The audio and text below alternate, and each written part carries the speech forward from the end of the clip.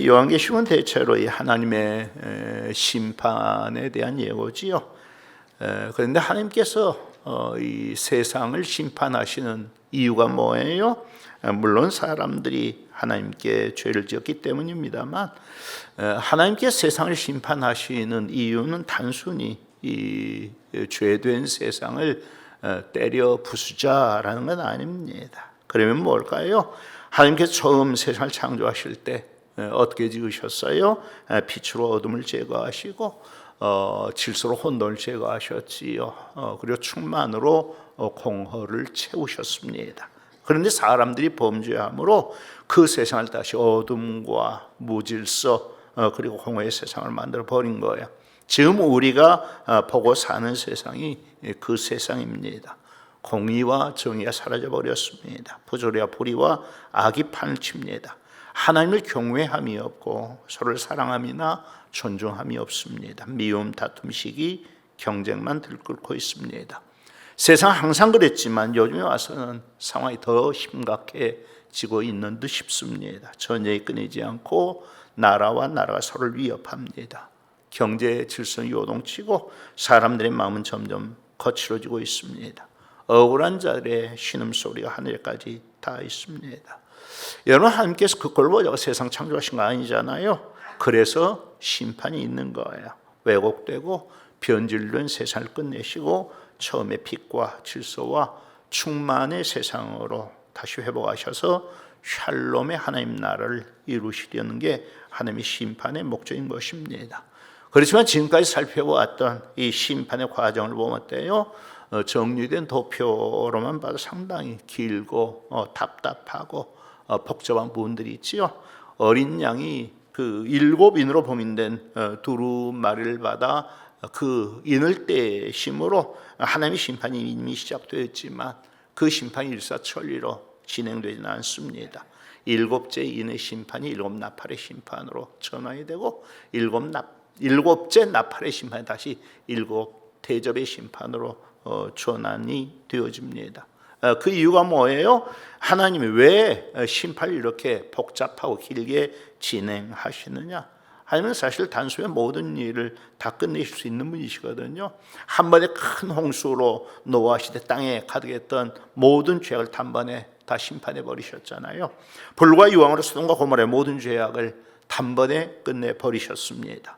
하나님은 한순간에 모든 걸 다 끝내실 수 있는 분이십니다. 그런데 이 마지막 심판에서는 심판의 모든 과정을 순식간에 끝내버리시지 않고 그리스도의 승천 이후로 지금까지 아주 긴 시간에 걸쳐서 천천히 복잡한 과정을 거치면서 심판을 진행해 나가고 있다는 사실입니다. 그 이유가 뭘까요?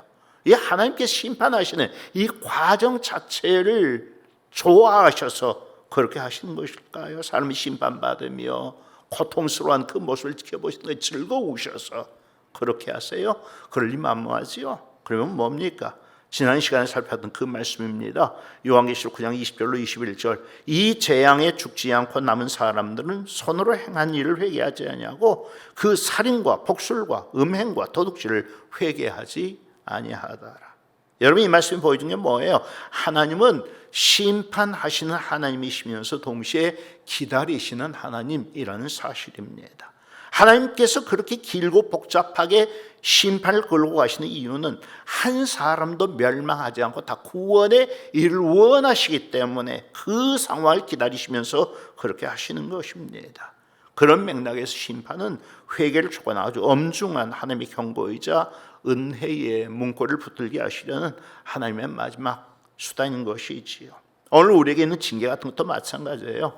많은 분들이 살아가다 좀 나쁜 일이 생기면 혹시 하나님께서 내가 잘못한 것에 대해서 벌을 주시는 게 아닐까라고 염려하는데, 실제로 죄를 지었다 하더라도 단순히 죄의 대가를 받게 하시려는 게 하나님의 목적이 아닙니다. 우리가 진짜 예수를 믿는 사람이면 죄의 대가는 예수님께 다 받으셨습니다. 그래서 내가 치러야 할 죄의 대가는 조금도 남아있지 않습니다. 우리가 당한 모든 고난이 또 다 죄의 결과인 것도 아닙니다. 그렇지만 틀림없이 징계인 경우도 있거든요. 그러면 그 징계의 목적은 뭐냐? 나를 바로 잡으시려는 것입니다. 그래서 그것을 벌이 아니라 징계라고 하는 것이지요. 회개하면 회복이 이루어지고 거기에 더해 더 많은 복이 주어집니다. 그런데 완악한 사람들은 죽어도 회개를 안 해요. 아담처럼 자꾸 변명합니다. 하나님, 내가 한 게 아닙니다. 하나님께서 내게 주신 내 아내가 나더러 그 선악과 나무의 열매를 먹게 했습니다. 하나님, 나 아닙니다. 뱀이 나를 속였습니다. 아니지요. 분명히 자기가 선택해서 따먹은 거예요. 우리 죄도 마찬가지입니다. 분명히 내가 선택했고 내가 지은 것이지 환경이나 상황의 문제가 아닙니다. 핑계는 문제 해결 방법이 될 수 없어요. 회개만이 유일한 방법입니다. 그러므로 아직 우리 안에 회개하지 않은 죄가 있다면 즉시 회개해야 합니다. 그러면 하나님께서 성결케 하실 뿐 아니라 회복과 축복으로 우리의 삶을 채워주실 것입니다. 이제 본문입니다. 바로 앞장인 계시록 9장에는 5째, 6째 나팔 심판까지 쭉 기록이 되어져 있고, 그러나 10장으로 넘어왔어요. 그런데 이 10장에 7째 나팔 심판이 나오지 않고 다시 중간 계시의 상황이 펼쳐집니다. 큰 계시의 흐름 가운데 사파처럼 끼워져 있어서 그 흐름을 잘 이해할 수 있도록 만들어진 것이 바로 이 중간 계시라고 말씀을 드렸습니다. 그런데 본문에서 어떤 장면이 나타나요? 1절로 3절, 내가 또 보니 힘센 다른 천사가 구름을 입고 하늘에서 내려오는데 그 머리 위에 무지개가 있고 그 얼굴은 해가 같고 그 발은 불기둥 같으며 그 손에 펴놓은 작은 두루마리를 들고 그 오른발은 바다를 밟고 왼발은 땅을 밟고 사자가 부르짖는 것 같이 큰 소리로 외치니 그가 외칠 때 7 의뢰가 그 소리를 내어 말. 아무래도 이분의 관심은 여기 나타난 이 힘센 천사가 누구냐 하는 그 문제일 것 같습니다. 특히 신천지 이단에서는 이 천사를 예수님 보내신 대언의 영이라고 주장하면서 그 천사가 가져온 두루마리 책을 받아먹은 사람이 바로 자기들의 교인 이만이라고 그렇게 주장하는 것이지요. 그 같은 이단의 특징이 뭔가 하면 결론을 먼저 내려놓고 그 결론에다 모든 것을 억지로 꿰맞춰가는 거예요. 그렇지만 성경은 항상 성경으로 풀어야 한다라는 것이 성경 해석의 기본 원칙입니다. 성경을 어떻게 풀었는데 그것이 다른 성경 구조가 맞지 않는다면 그건 틀린 것입니다. 이 계시를 받는 사도 요한은 예수님이 가장 많은 사랑을 받았던 사도입니다. 부활하신 주님을 만나보았던 제자이고 승천하신 그 모습까지 지켜보았던 제자입니다.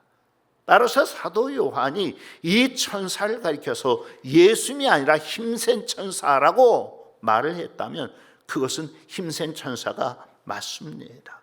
그런데 이 천사를 왜 이렇게 특별한 모습으로 여기서 묘사하고 있느냐? 그것은 그 천사 자체를 특별한 존재로 묘사하려는 의도가 아닙니다. 그것은 천사가 들고 있는 펴놓인 작은 두루마리 때문입니다. 따라서 이 말씀의 핵심은 천사가 누구냐 하는 것이 아니라 그 손에 들려있는 두루마리가 무엇이냐 하는 것이 훨씬 더 중요합니다.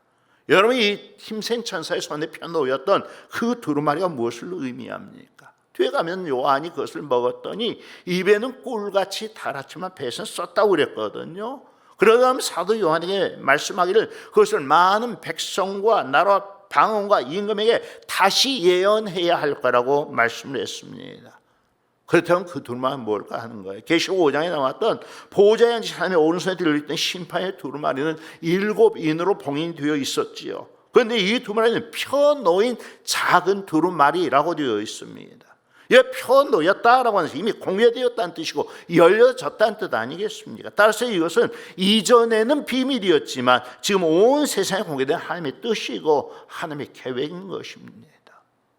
여러분, 그게 뭘까요? 예수 그리스도 말미암아 이루실 하나님의 구원의 교회, 즉 복음이 아니겠습니까? 바울 사도가 이미 여러 번 언급했잖아요. 고린도전서 4장 1절, 사람이 마땅히 우리를 그리스도의 일꾼이요 하나님의 비밀을 맡은 자로 여길지어다. 에베소 1장 9절 10절, 그 뜻의 비밀을 우리에게 알리신 것이요 그의 기뻐하심을 따라 그리스도 안에서 때가 참 경륜을 위하여 예정하신 것이니 하늘에 있는 것이나 땅에 있는 것이 다 그리스도 안에서 통일되게 하려 하심이라. 골로새 1장 26절 27절, 이 비밀은 만세와 만대로부터 감추어졌던 것인데 이제는 그의 성도에 나타났고 하나님이 그들로 하여금 이 비밀의 영광 이방인 가운데 얼마나 풍성한지를 알게 하려 하심이라. 이 비밀은 너희 안에 계신 그리스도시니 곧 영광의 소망이라. 하나님 지금 일곱 천사의 나팔소를 통해 하나님의 심판을 선포하시면서도 동시에 또 다른 이 힘센 천사의 모습을 통해서 그 심판 가운데 세상을 향해 복음을 들이밀고 계시는 것입니다. 너희가 살 길이 여기에 있다. 회개하고 돌아와라. 이 천이 이미 펴져 있다. 감춘 것이 아니라 내가 복음을 다 너희에게 공개했다는 거예요. 우리는 이 천사의 모습을 보면서 복음의 성격이 무엇인가 하는 것을 읽어낼 수 있어야 합니다. 우선 이 천사가 구름을 입었습니다. 그런데 성경의 구름은 항상 하나님의 임재와 영광의 상징이거든요. 출애굽기에 보면 모세가 시내 산에 올랐을 때 하나님께서 빽빽한 구름 가운데 임하셨다고 되어 있습니다. 출애굽기 19장 9절 여호와께서 모세에게 이르시되 내가 빽빽한 구름 가운데서 내게 임함은 내가 너와 말하는 것을 백성들이 듣게 하며 또한 너를 영영히 믿게 하려 함이니라. 출애굽기 33장 9절과 10절에는 모세가 회막에 들어갈 때 구름 기둥이 내려 회막문에 서며 여호와께서 모세가 말씀하시니 모든 백성이 회막문에 구름 기둥이 서 있는 것을 보고 다 일어나 각기 장막문에 서서 예배. 하나님의 임재가 구름 기둥으로 나타나는 거예요. 그처럼 구름은 하나님의 임재와 영광의 상징인 것입니다. 그러니까 복음을 서 있는 천사가 구름을 입었다는 것은 복음이 사람으로부터 나온 것이 아니라 하나님의 영광으로부터 나온, 하나님의 영광으로 옷 입은 그 말씀이라고 하는 것입니다. 그래서 고린도후서 4장은 복음을 그리스도의 영광의 복음이라고 말씀했고 디모데전서 1장 11절은 복되신 하나님의 영광의 복음이라고 말씀했습니다. 복음은 영광입니다. 사람을 살리는 영광, 죄인을 새사람 되게 하는 영광, 죽은 영혼을 깨우는 영광. 복음은 하나님의 영광을 드러내는 복된 소식인 것입니다. 그러면 그 천사의 머리 위에 무지개가 있었지요. 그런데 원어 성경은 그냥 무지개가 아니에요. 정과사 해가 붙어있는 그 무지개입니다. 그래서 그 무지개는 우리가 다 아는 무지개입니다. 여러분, 우리가 다 아는 무지개가 어떤 무지개예요? 노아의 홍수 때 나타났던 그 무지개지요. 그리고 하나님의 보좌에 둘렸던 그 무지개입니다. 무엇이든 똑같아요. 무지개는 약속을 지키신 하나님으로부터 나온 복음의 신실성을 보여주는 것입니다. 하나님은 절대 거짓말하지 않으십니다. 구원하시겠다 하시면 구원하시는 것이고 죄를 사하시겠다 하시면 죄를 사하시는 것입니다. 너희를 새롭게 하겠다 하시면 또 그렇게 하시는 것입니다. 그것이 복음입니다. 그 천사의 얼굴에 해가 탔다라고 했는데 산에서 변화된 주님의 얼굴에 해같이 빛났다고 말씀했지요. 마태복음 13장 43절은 의인들이 하나님 나라에 해같이 빛날 것이라고 했습니다. 복음은 사람을 어둠에서 끌어내 빛으로 옮기며 죄의 습관을 끊고 의와 성결의 길로 이끄시는 하나님의 능력이고 영광인 것입니다. 바른 불기둥 같았다고 했습니다. 이것은 복음이 구원이면서 동시에 심판의 근거가 된다는 뜻입니다. 복음을 믿으면 구원에 이르지만 거절하고 믿지 않으면 어떻게 돼요? 똑같은 복음이 심판의 근거가 되는 거예요. 구원에 이른 복음을 내가 너에게 이미 보냈는데 왜 너는 끝까지 그것을 거절하고 믿지 않았느냐라고 하는 심판의 근거가 되는 것이지요. 그 손에 작은 두루마리가 펴 있었다는 것은 이미 설명되었어요. 복음이 열려 있다. 모든 삶에게 알려졌다. 공개되었다라고 하는 것입니다. 천사가 오른발로 바다를 왼발로 땅을 밟았다고 그랬어요. 하나님이 온 세상을 통치하신다는 의미지요. 그와 함께 복음이 5대 양 6대 주 전 세계를 향해 퍼져 나가야 할 거라는 의미입니다. 복음이 이미 펼쳐졌습니다. 그것은 어떤 비밀 조직이나 특별한 사람에게만 열려진 것이 아니라 누구에게나 복음이 열려 있는 것입니다. 그리고 그것은 땅 끝, 즉 세상 모든 백성과 방과 종족과 사람들에게 반드시 선포되어져야 하는 것입니다. 재미있는 사실은 그 천사가 사자가 부리는 것 같은 큰 소리를 외쳤는데 그가 외칠 때 7 우레가 소리를 발하여 말했다고 하는 것입니다. 그런데 그 우레 소리를 듣고 사도 요한이 그 내용을 기록하려고 하니까 하늘에서 소리가 나서 뭐라고 말씀했어요? 그것을 임봉하고 기록하지 말라고 말씀했어요. 뭐예요? 하나님은 그리스도와 그분의 교회에 필요한 것은 다 알려주십니다. 그렇지만 알려져서 유익하지 않은 것은 또 우리를 교만하게 만들거나 혼란하게 만들 수 있는 것들이 있단 말이에요. 그런 것도 오직 하나님 안에 감추어 두시는 것입니다. 그래서 신명기 29장 29절 말씀이 너무너무 중요한 것이죠. 감추어진 여호와께 속하였거니와 나타난 일은 영원히 우리와 우리 자손에게 속하였나니. 하나님은 두 가지 일이 있어요. 나타난 일이 있고 감추어진 일이 있습니다. 나타난 일은 믿고 순종하라고, 믿고 구원받으라고 우리에게 펼쳐서 주시는 말씀이고, 감추어진 일은 오직 하나님께 속한 일로서 성령이 기록하지 않고 하나님의 권한으로만 남겨두신 영역입니다. 여러분, 그 감춰두신 일의 가장 대표가 뭐예요? 때와 시기에 관한 문제지요. 사도행전 1장에서 예수님이 승천하려 하실 때 제자들이 나와 이스라엘 나라를 회복하시면 이때니까 라고 주님께 물었을 때 주님 뭐라고 말씀하셨어요? 때와 시기는 아버지께서 자기 권한에 두셨으니 너희가 알 바 아니라고 대답을 하셨지요.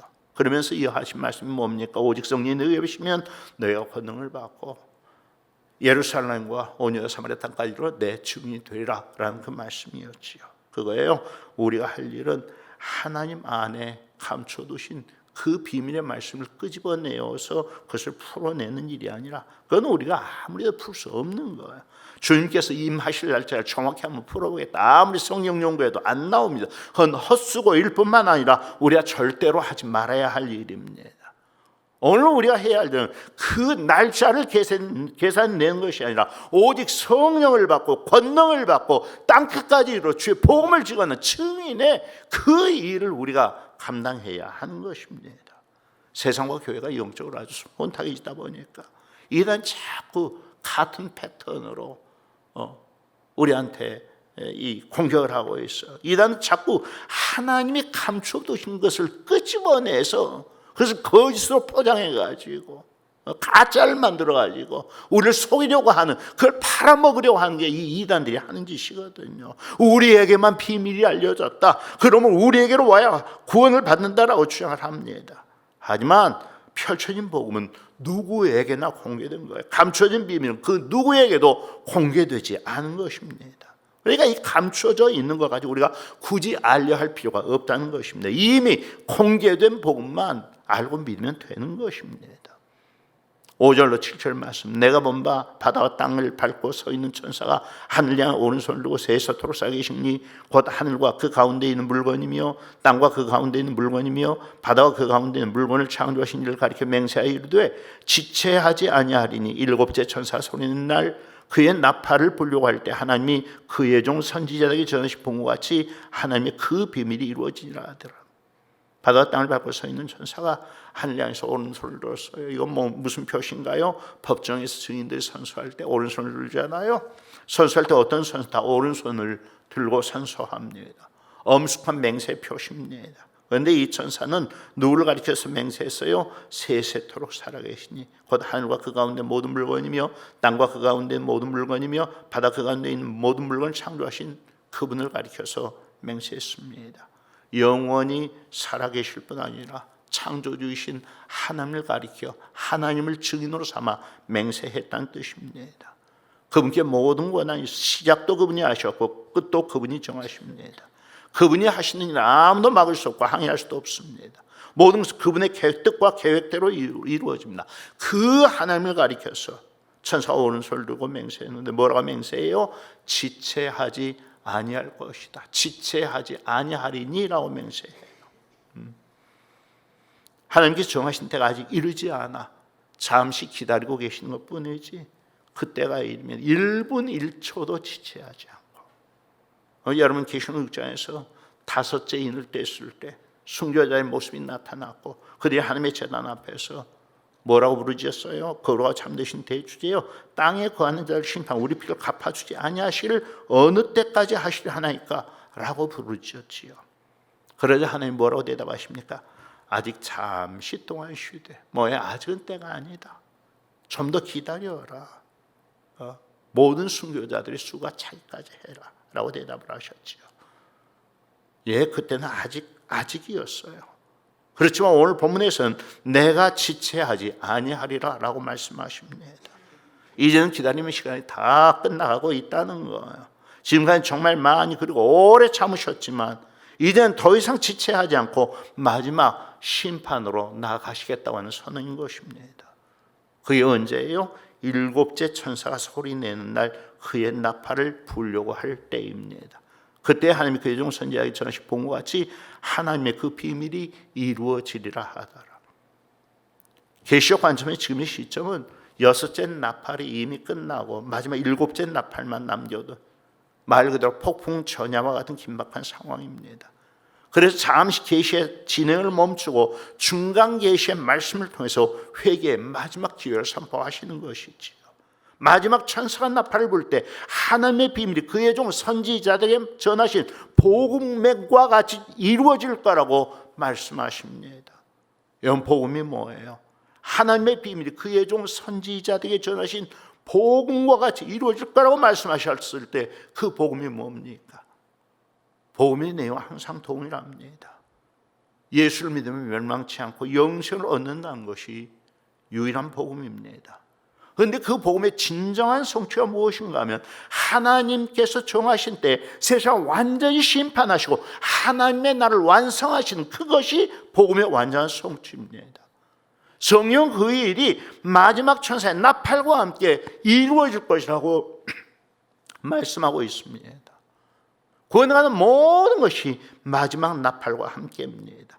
고린도전서 15장 51절 마지막 나팔이 우리가 순식간에 홀이 다 변하여 우리의 부활이 마지막 나팔과 함께 이루어지는 것입니다. 데살로니가서 4장 16절 하나님의 나팔 소리 주께서 강림하여 주님의 재림 마지막 나팔과 함께 이루어지는 것입니다.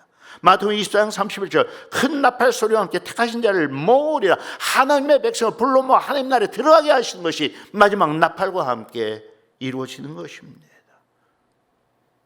이 마지막 나팔 일곱째 나팔은 회개하지 않는 자의 마지막 심판의 나팔이 되는 것이고 믿는 자에게는 부활과 천국 입성에서 신호가 되는 것이 승리의 나팔이 되는 것입니다.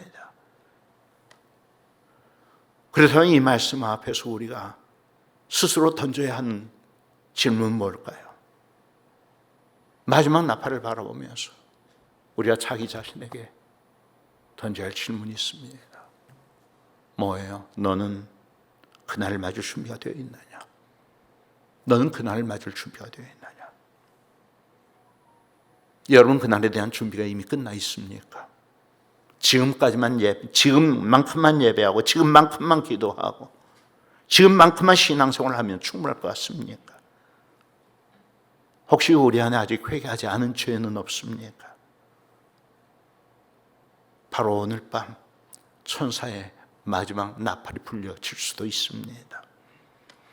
그래서 내일 하겠다는 말은 너무 위험한 말입니다.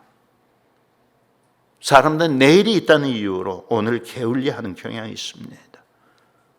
내일이 있다고 생각하기 때문에 오늘 회개하지 않습니다. 우리는 내일이 보장되어 있지 않습니다. 마지막 천사 나팔 불라. 그래서 세상이 무너질 날이 하루가 무섭게 다가오고 있습니다. 여러분 겁주자고 드리는 말씀이 아니라 정말 그렇습니다. 지금은 세상에 취해 살아도 괜찮은 때가 절대로 아닙니다. 자신을 살피고 회개해야 할 때입니다. 마지막 나팔이 물리면 모든 것이 다 끝납니다. 세상은 지금 그 마지막을 바라보면서 아주 숨가쁘게 달려가고 있습니다. 주님 이미 천사를 통해서 내가 지체하지 않을 것이라고 말씀하셨습니다. 그렇기 때문에 우리도 지체할 시간이 없는 것입니다.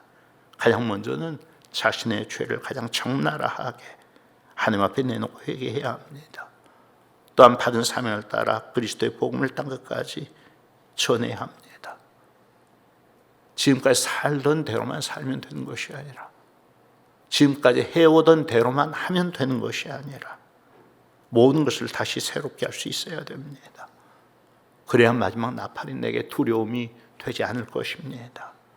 주님 이미 천사를 통해 내가 지체하지 않을 거라고 맹세하면서 말씀하셨습니다. 마지막 나팔 소리가 났을 때 그것이 두려움이 아닌 큰 기쁨과 즐거움으로 주님을 맞이하며 가장 영광성성된 모습으로 하나님 나라에 들어가는 우리가 다 될 수 있기를 주의 이름으로 축복합니다.